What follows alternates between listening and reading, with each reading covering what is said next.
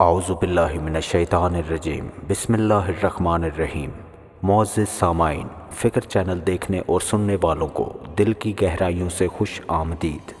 معزز سامعین، قوم لوط جنہوں نے دنیا میں سب سے پہلے ہم جنس پرستی کی ابتدا کی، قوم لوط کی طرف شیطان نے کس عورت کو بھیجا تھا؟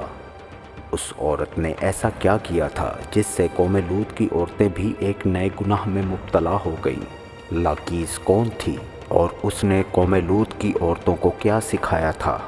شیطان اللہ کا نافرمان اور بنی آدم کا سب سے بڑا دشمن ہے، جو مختلف طریقوں سے لوگوں کو دھوکے اور فریب میں مبتلا کرتا رہتا ہے اور انہیں ورگلاتا ہے۔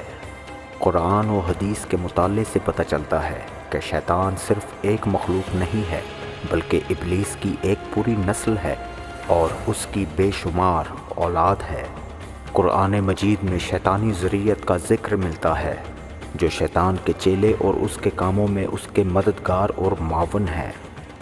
بیان کیا گیا ہے کہ شیطان کی کئی اولادیں ہیں، جن میں بلحان نماز اور عبادات میں وسوسے ڈالتا ہے، لوگوں میں افواہ پھیلاتا ہے، گھر والوں میں لڑائیاں اور گناہ کو عام کرتا ہے، اور اسی طرح ابلیس کے کئی بیٹے اور پوتے ہیں جو مختلف کاموں پر مقرر ہیں۔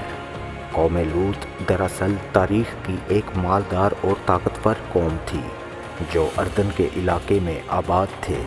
یہاں سرسبز و شاداب وادیاں تھیں جن میں سدوم اور عمورہ کے نام سے دو علاقے آباد تھے۔ ابلیس نے اہل سدوم کو اس طرح گمراہ کیا کہ شیطان ایک دن افسان کی صورت میں سدوم کے لوگوں کے پاس آیا اور اس نے آپس میں ہی مردوں میں شہوت کرنا سکھایا۔ ان لوگوں کو برا عمل بہت پسند آیا، لہٰذا یہ لوگ آہستہ آہستہ ان کے عادی بن گئے، یہاں تک کہ اگر کوئی مسافر سدوم کے علاقے میں آتا تو ان مردوں کو بھی پکڑ لیتے اور انہیں اپنا شکار بنا لیتے۔ وقت گزرنے کے ساتھ یہ لوگ گمراہی کے اندر چلے گئے اور یہ لوگ عورتوں کی بجائے مردوں اور لڑکوں سے زنا کرنے لگے، اور عورتوں کی طرف انہیں کوئی رغبت نہ رہی، اور کھلے عام اس عمل کو شہر کے چوک چوراہوں پر کیا جاتا تھا۔ ان کی ہر محفل میں مردوں کا رقص ہوتا اور ان کے ساتھ عیاشی اور ان کے ساتھ زنا کرنا ان کا دستور بن چکا تھا۔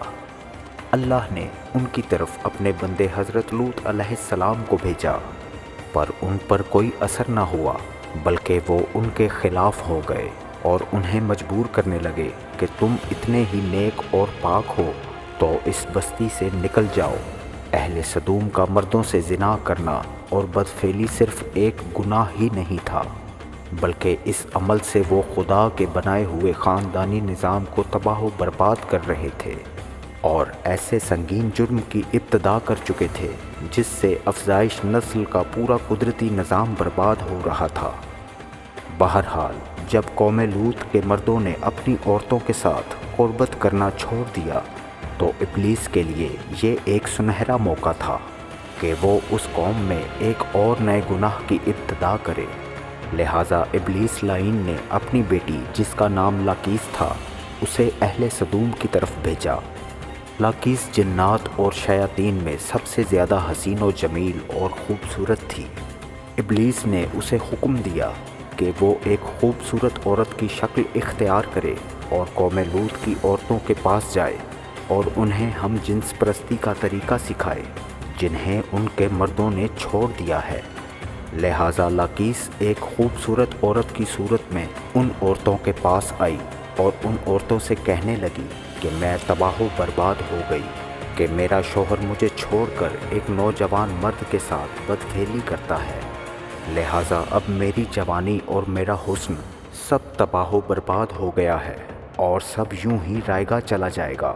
یہ سن کر قوم لوط کی باقی عورتیں بھی واویلا کرنے لگی اور اپنے شوہروں کو برا بھلا کہنے لگی۔ پھر لاقیس نے ان عورتوں سے کہا کہ ہم بھی ان مردوں سے بے نیاز ہو جائیں گے جس طرح وہ ہم سے بے نیاز ہوئے ہیں، اور ان کی طرف رغبت نہ کریں گے۔ ہم سب کو ان مردوں کی کوئی ضرورت نہیں، ہم اپنی خواہشات کو آپس میں ہی پورا کریں گے۔ اس پر ان عورتوں نے لاقیس سے پوچھا کہ وہ کیسے؟ لہٰذا لاقیس اس قوم لوط کی ایک رئیس اور خوبصورت عورت کے پاس آئی اور اس کے ساتھ بدفعلی کی اور ان عورتوں کو عورتوں سے ہم جنس پرستی کا شیطانی طریقہ سکھایا۔ اس رئیس عورت کو یہ عمل بہت پسند آیا، لہٰذا وہ عورت سدوم اور عمورہ کی دوسری عورتوں کے پاس گئی اور ان سب کو اس طرح کرنے کو کہا، اور عورتوں کے درمیان ہم جنس پرستی کا آغاز ہوا۔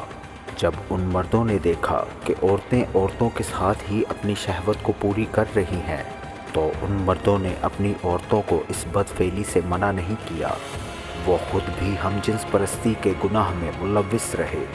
آخرکار جب قوم لوط کی سرکشی اور گناہ حد سے تجاویز کر گئے تو اللہ نے ان پر پتھروں اور آگ کے انگاروں کا عذاب بھیجا جس سے ان کے جسموں کے پرچھے اڑ گئے۔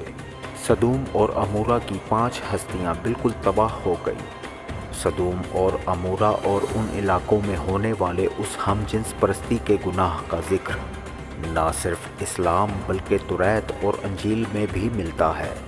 سدوم اور عمورہ تاریخی انسانیت کے وہ پہلے علاقے تھے جہاں ہم جنس پرستی یعنی ہومو سیکچویلٹی کا آغاز ہوا تھا، اور ابلیس کی بیٹی لاقیس نے بعد میں اس گھناؤنے گناہ میں مزید اضافہ کرتے ہوئے وہاں کی عورتوں کو ہم جنس پرستی بنا دیا، جسے جدید دور میں لیزبین کمیونٹی کا نام دیا۔